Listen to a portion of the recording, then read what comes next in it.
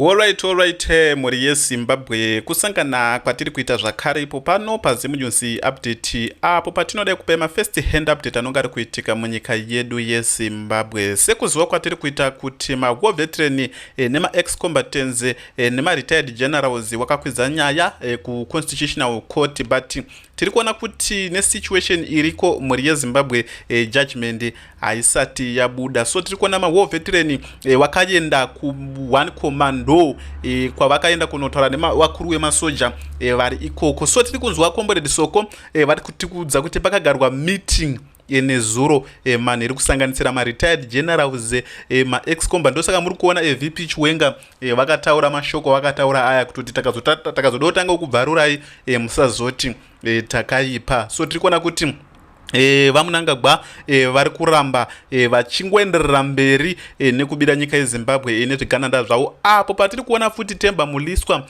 ava kufumura wiki inochibvayo, because tiri kuona kuti vava kuudzana mashoko mamwe asina kumira zvakanaka, because wakona Temba Muliswa kusvika pakutotaura kuti iwe ndakadanana nehanzvadzi yako inonzi Yolanda wati wakutaura zvinhu zvakawanda, because wiki inochibvayo ari kupindura zvaari kupindura. Temba Muliswa asvika pakutaura kuti no, ichakwana nguva yekuti uri kusungwa zvamanje manje iwe boss. Tiri kuona kuti ruzhinji rwenyika yeZimbabwe, boss munhu yese ana Temba Muliswa ndope munonyasa kuona kuti politics imari, because Temba Muliswa now akubuda achitaura pachena muri yeZimbabwe kutoti muri yeZimbabwe isitombonakiwa newe nezvauri kuita izvi nekuba kuri kuita mari ikoko. Ndi Temba Muliswa akuudza kuti wiki inochibvayo chinova chiricho chiratidzo chinoratidza kuti zvinhu zvinoomira zvakanaka. So toda kuti tinzwe makomberedhe tinayo pano, tinzwe kuti zvinenge zvakamira sei, but nyaya huru yatauya nayo pano yabva kuna comrade Soko anoshandira military intelligence vari kutaura kuti war veteran vakaenda kunotaura nema-army commanders kusanganisira nema-ex-combatants ma-retired generals vakagara meeting nezuro. Tisikazozivi kuti nhauwa yacho ichapera sei, sezvo tiri kuona kuti vaMnangagwa vakatoscratcha ma-war veteran, vakatoscratcha army, ivo vakudhila nezvigananda chete ndo zvava kudhila nazvo pari zvino, sezvo zvetiri kuona kuti mukuonana uwe neMudha Ncube vakagara apa ava muri yeZimbabwe. Ana Patrick Chinamaswe muri kuona pascreen apa kuma interview kuari kuto defenda zvinhu zvari kunyasa kutoziva kuti zvinhu zvetiri kudefenda izvi hazvitoriko, but unoona munhu achitry tsekenyudza kuti anga achidefenda nhawa dzakafanana nedzodzo. Muri yeZimbabwe ngatisangane munews inotevera. And be guided by their conscience and say, I'm going to be doing this independent. I am going to apply my mind to this and vote according to my conscience and according to the representation that I have.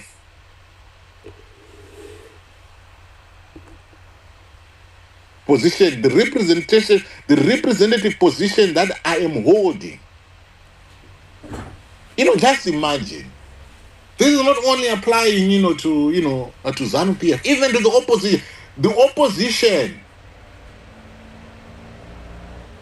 those that were voted into power by the people that rejected overwhelmingly ZANU-PF rule, they're going to be subjected, to the same thing. Our MPs are protected under the Constitution from this kind of pressure. You've got Section 61 and Section 117 of that Constitution, which makes an assumption, assumes that MPs will debate freely, vote freely, represent their people, not the party hierarchy. But if you see an MP being told that you cannot vote independently on a constitutional matter, then we are no longer being represented in that August House. They're just calling for a rubber stamping. Just go in there and rubber stamp. Go in there, rubber stamp. Go in there, rubber stamp. They're like stooges, zombies, people who just get told to say, go and do this. If you don't do that, there's going to be consequences and repercussions.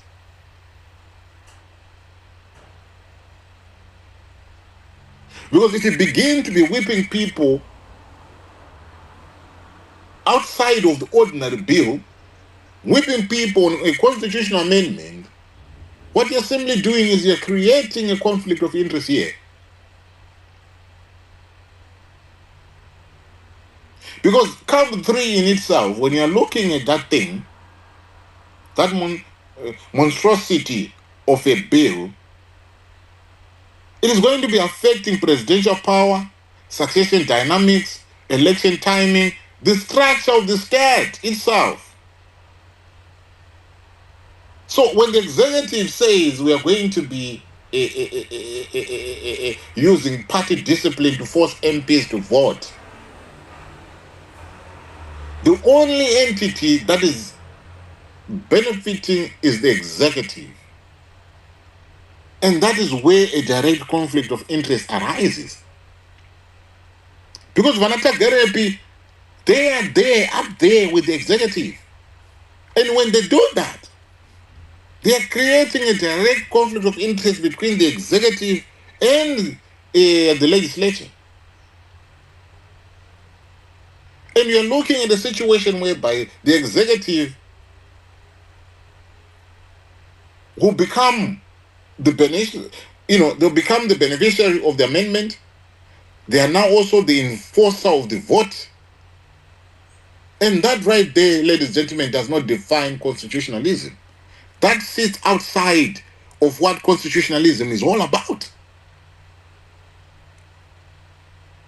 We are moving into a nightmare.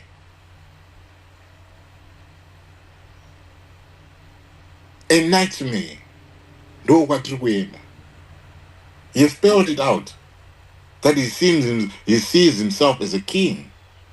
And that is the nightmare that we are moving into, ladies and gentlemen. Because if our MPs cannot vote freely, then that house is no longer a house where people can deliberate. It will become, a house where compliance is being enforced. So it is now a compliance, mechanism. That's what I'm trying to say. For a constitutional amendment, democracy is not just about voting, but it is about the freedom to vote differently. That is what democracy is all about. So if one MP is going to be dissenting, it's fine.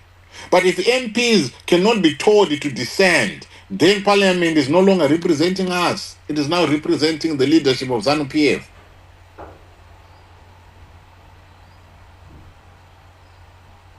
And to think that, I'm being told that Emerson Mnangagwa was even there. And you wonder, when he said, I'm a constitutionalist, what the hell was he on about? What was he on about? So he thought that maybe his statement was to just appease, the leadership, or his statement was to drive a point, but he's digging us deeper.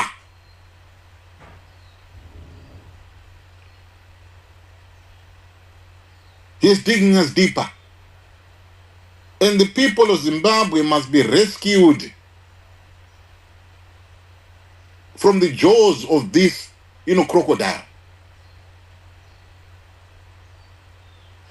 Because when the institutions meant to protect democracy begin to shrink under political pressure, then there's no democracy to talk about. Not even an ounce of the existing democracy. We can never begin to be talking about that. What then does it mean now? If they go ahead and pass this thing, if they succeed in passing, this thing, are we ever going to be having MPs voting independently for the leader of the country? If they can be whipped in this manner. Anyway, Mofu Murze. Ndikunonya maswa masikera bo. Ya, ngudandaro. Ya, takupinda mu Friday again. Magwegwe. Madeza acho ari kumhanya ngepolitics ekuZimbabwe. Madeza achana ngachipindana munoziya kumhanya wacho ondoshaya kuti zvotokuenda kubija izvezvi. Yeah, the story that you brought today, Uncle, is It's a very quite sad one. And this is one reality that hits you, Kuti.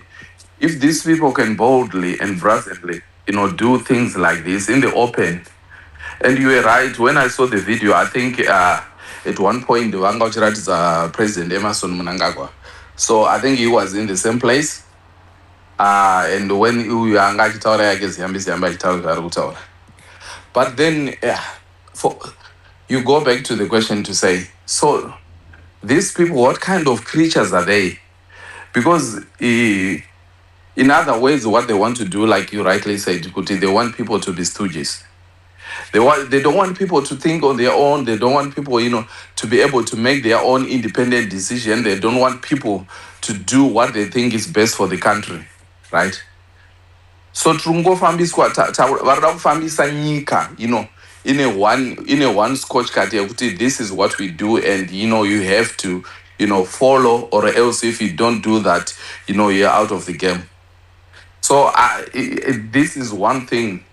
Hapana, somebody in a separate group tumira this video and dancing where Prince from SA achitaura about how President Ramaphosa is almost is more or less done, like the guy will resign or whatever, or how he's lost the country, or how he's lost the benefit and confidence of the people of South Africa, and then he went on to talk about how as the people they came together, they sat down and formed a group in the background, and this is made up of different professional people. Hey, are we going to let our country, go to rot basically? Are we going to let our country go to the route yakaitwa Zimbabwe? Yekuti vana vedu, one day they can be in Mozambique, vachirowa xenophobia. And you know what? They said no. And then this group is actually growing. And these are individual members, these are citizens of South Africa, claiming their country back and doing my actions. And I think this is exactly what we need. For me, Jean, when I listened to it, I thought that was really, really just a roadmap of what we need. Because the way these things are happening now, I know, they can do this party whipping, or they can do it for what they do privately. But for them to actually threaten people openly, Ziambi, achitaura about this, Shamine Munyu yakataura na president. And the president who told the whole world that he's a constitutionalist, you'll never be there beyond his 10 years. You said, I'll persuade the persuaders. It's quiet. Nothing. Actually, obviously, he's the head of the message. And let's go this. I think it just goes to a state where we can tell Gutika, this is not time for people to fold their hands back. We cannot, because guys, otherwise, we'll just be led into destruction with the very, very few people. Just watch Tamba Tsoro while people will just watch and fold our hands and see.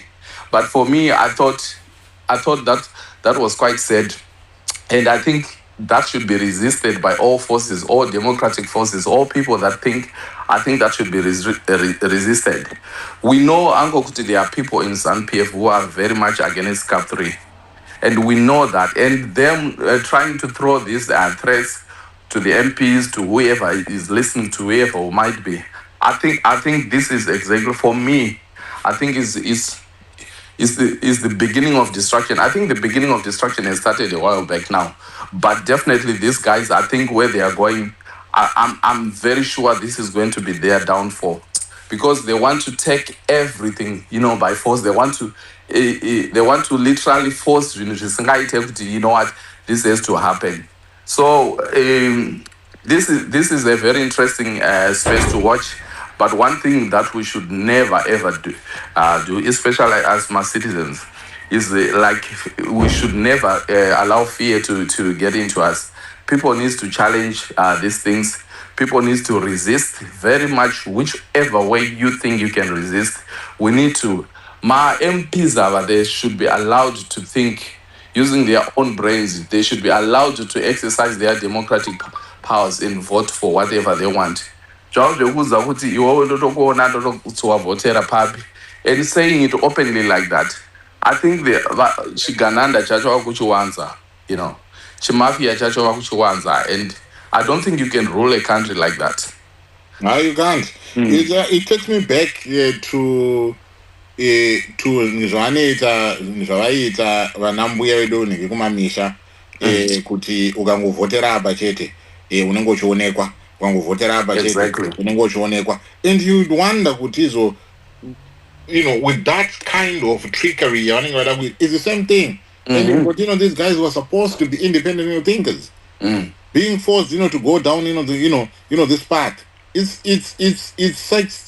sad for whatever notion of democracy that still exists in Zimbabwe. It should never be accepted. And knowing how ZANU-PF operates, these people who then, how does it happen? Because I thought every voting, especially when it comes to this, I don't know how this works. For example, CAP 3, if it goes into parliament and then they ask you to vote, I thought these things will always be, a secret votes and you count the votes. I think that's the idea at the end of the day of voting. And then they count the votes and see, where it is for it to be fairness. But vanenge vatodonhedza vanenge vatodropa fears and to the people that are listening. And I think one of the worst things, because I think there was a question with the president very involved here. Is he involved? Because some people have come here and defended him to say, but guys, murume weharambobvira ataura kuti ari kuda chinhu ichi, ari kuda extension. Is ZANU-PF iri kutaura? But then obviously it comes a point now when he is there, he's seated in, and that thing is being said. Surely he can neutralize the platform. He can neutralize the platform to say, you know what, let people be able to do what they want to do. But then you get some people here who always come and say, and unfortunately, Mnangagwa, for whatever reason that he had or whatever dissent, definitely we can now rest assured that he is part of it. That is what he definitely wants, because you could have shut down this whole thing way back. But the fact that he has failed to persuade the persuaders according to his word, we can just tell that he's been in it from the start. And I think this needs to be resisted big time. Hakuna ma-persuaders. Iye ndiye persuader. Exactly. Yeah, iye ndiye persuader. Ndiye anopersuada vanhu kuti izvo rambai makadzvanya nima, rambai makatseka ipapo. Vake zvokuti andizopersuade, the persuaders. That's rubbish. Absolutely. Pre-camp farmer has been used as the persuader. Yes. We've seen a lot of informal meetings happening there. And the guy has never come out in the open to say, no, Chinichi, it is not, this is not my decision. So we all know where it is. But yeah, I think resistance needs to happen. And if those so-called MPs fail to do it, I think it's going to remain with us, the citizens. And I genuinely think if this CAP 3 goes through for whatever reason, I think it's a start for a very, very dangerous cycle in Zimbabwean politics. I genuinely think with the amount of resistance that they faced from different groups, from different citizens, civic groups, churches, people that have come in openly, to talk about why this is bad for it. And because they are so used to getting their own way, and they'll try to get their own way, which way? I think sometimes they fail to listen to advice. And unfortunately, definitely, I think it will be a big distraction to them, one way or the other. It might not be now, but definitely that will be a start of something bad for them, because there's a point when you have to listen up and try to gauge the temperature and see what it is. It's not always about you and trying, to have your own way. Listen to the people. And the voice of people is the voice of God. You take the course of this man and you say all these things at one point, it will come back to haunt you. Yeah, exactly. Right. Anyway, regatings with. All right. Thank you, Auntie Jed. Am I clear? How you doing? I'm doing fine. I hope you guys are also doing well. No, we are good. So my role today is to educate, so that when we discuss from an informed perspective. Right. So each time when I join a space, and there's a topic, and I feel like, before I speak, I need just to do a mini research. I'll quickly do so. So that when I come and speak to you guys from an informed perspective. Absolutely. So here is the issue. The issue is first votes and the death of the parliamentary independence. So Parliament is guided by what is called the standing rules and orders. In the case of a constitutional bill, it is also guided by the Constitution, Section 328. I hope we all know that. Yes.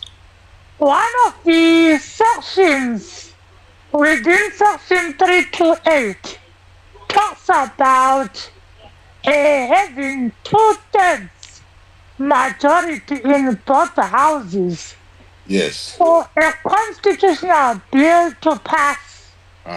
What does it mean? It means we need 2/3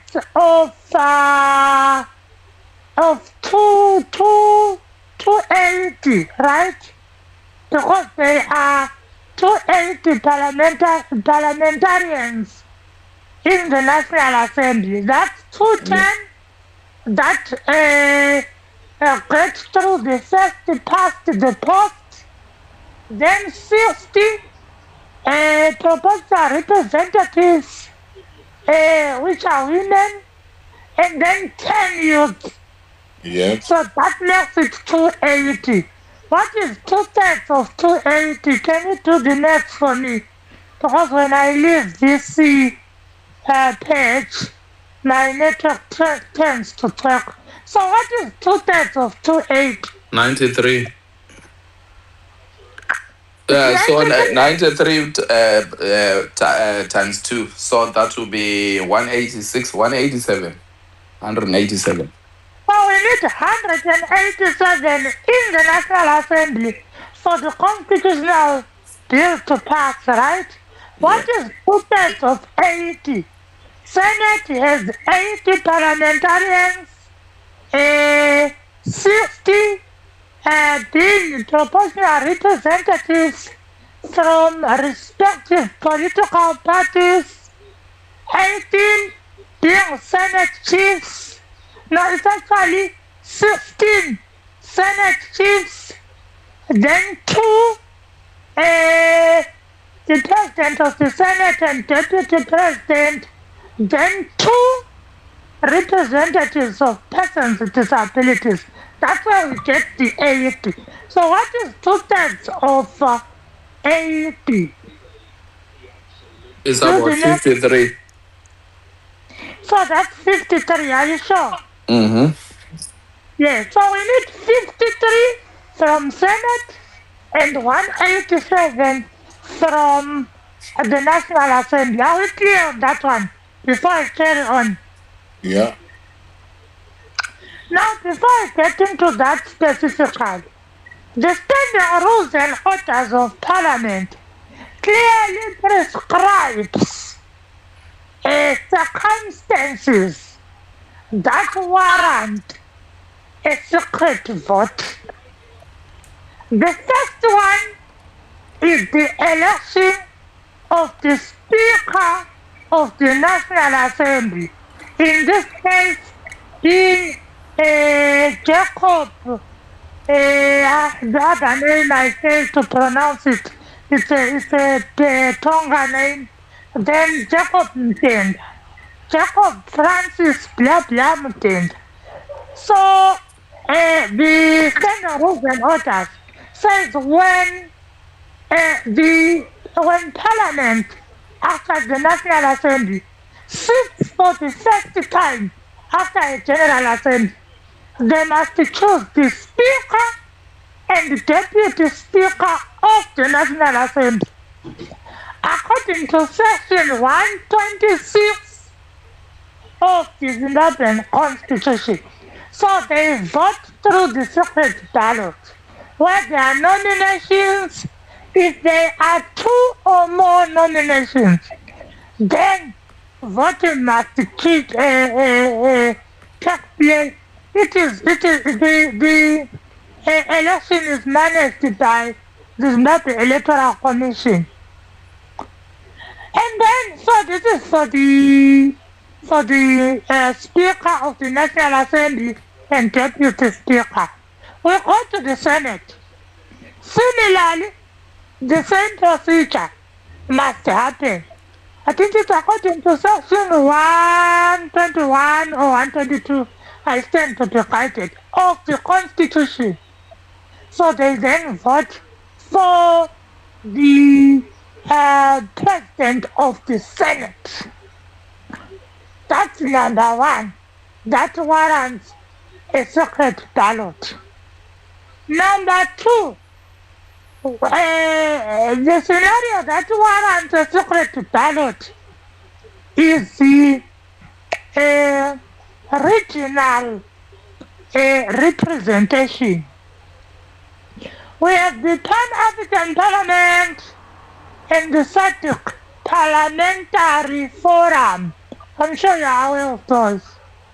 So as a country, we'll be choosing representatives that go there and constitute parliamentarians within the SADC Parliamentary Forum representing Zimbabwe. So if it exceeds the required number of nominations, then a secret ballot is warranted according to the standing rules and orders. Thirdly, the secret ballot is warranted when it comes to, although in this case it's not a must. For the other 2, it's a must. For this one, it's not really a must, but there may be circumstances that warrant a secret ballot. When they are choosing chairpersons for portfolio committees and thematic committees. Portfolio are in the National Assembly, thematic are in the Senate.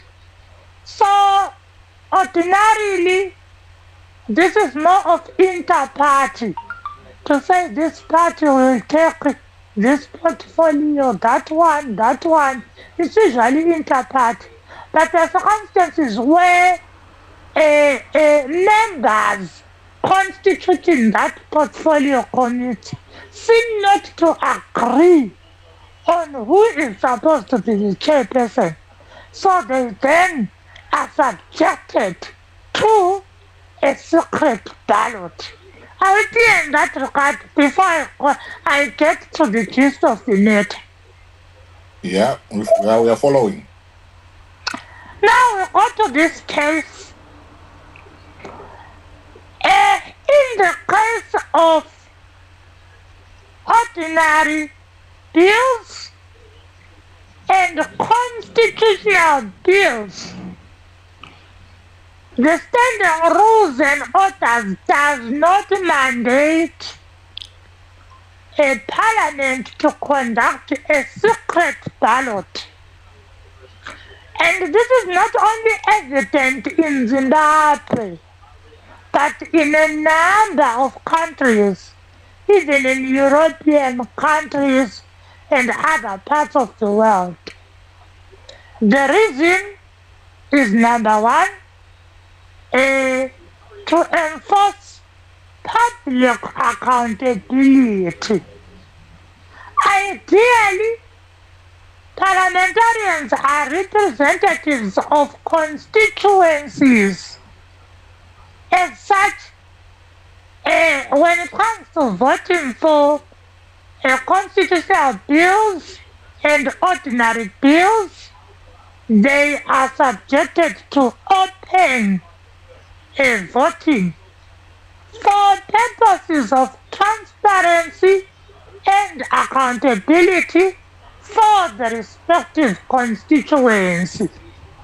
This is done so that constituency members have the legal standing or sufficient grounds to punish a parliamentarian who would have voted against their desired or preferred way.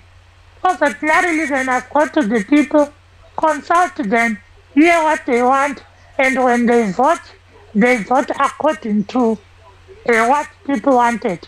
But when you go the secret ballot way, it means it deprives the respective constituents from knowing where their representatives voted or how their representative voted. So that's reason number one. Reason number two, Zambia highlights is to avoid vote buying or acts of corruption. Because if it's open ballot and as a parliamentarian you have been swayed by a donor or a wealthy person to vote in a particular manner, then if you vote against what that individual who paid you or who bribed you wanted you to do, it means it's easy for you to be caught, and that can explode. It can be something that can work against you, because that person can come out in the open and say, but I gave so and so money to vote this way, and instead he or she voted that way. So those are the two main reasons why open voting is preferred. Now, our case is not unique. We've amended the Constitution 2 times, and this is the third time. You may want to know how, in previous circumstances, parliamentarians voted. So our first constitutional amendment was in 2017, where it was giving the president sole discretion and power to appoint the Chief Justice, a Deputy Chief Justice, reappoint other members of the judiciary from one level to another without necessarily undergoing public interviews, public scrutiny, and ensuring there is public participation. So that was the gist of the first constitutional amendment. Now, at that time, we had 270 parliamentarians before the youth quota was introduced. 199 parliamentarians voted in favor of the constitutional amendment. You may want to know how they usually vote. So remember the two-thirds issue that I asked you about earlier on. Before we get to that, ordinarily, if you have followed, you know, they are asked during the third reading. Those who say aye, say aye. Those who say no, say no. The ayes have it, the ayes have it. And it's truly blah blah blah. I've forgotten how the statement ends, but they ordinarily vote in that way for other bills. But for the constitutional one, they must be meticulous because there is the two-thirds aspect. So what happens is, doors are closed, a bell rings for some time, summoning them to parliament, then doors are closed. No one should enter, no one should go out during that process. They stand in an aisle. Ndobereka mwana yandambona ichitawo. Those who are saying yes will stand on one side. Those that are saying no will stand on one side. So initially, in some circumstances, they use electronic gadgets that are on their desks. So they choose either of the options. Immediately when they choose an option, it reflects on the screen your name, which row you are sitting at, and whether you voted yes or no. So when they have all done so, they also have to at times they are not made to use the electronic gadget. At times they just stand. Those standing on the left side, those standing on the right side. So there's a roll call. So they'll be ticking to make sure that they reached the 2/3 mark. But in the case of the 2017 amendment, someone took Parliament to court challenging the senatorial result, and the court granted that person. I didn't research further on that one, so I'm not aware of who exactly took Parliament to court. Sorry, took Parliament, particularly Senate, to court, because the result was seemed not to meet the 2/3 threshold. So they had to redo the voting in 2021 April. And subsequently, I think they got 65 versus 10, thereabout, if I'm not mistaken. For the second constitutional amendment, they used both the electronic and the physical one, Bereka Mwana. So countries that have used the secret ballot, from what I researched, include Italy. That's the one. But ordinarily, the open ballot is used. Of course, other lawmakers have tried to persuade the speaker that judging from the precedent that has been set, that's how it's done. So I don't think in this case, Zambia is off track, really. So yeah, that's what I wanted to say. It's unfortunate I have to share such news. It also does not please me. But No, that's it's not how it is. unfortunate. It's not unfortunate. It's fortunate that you have to share, such news.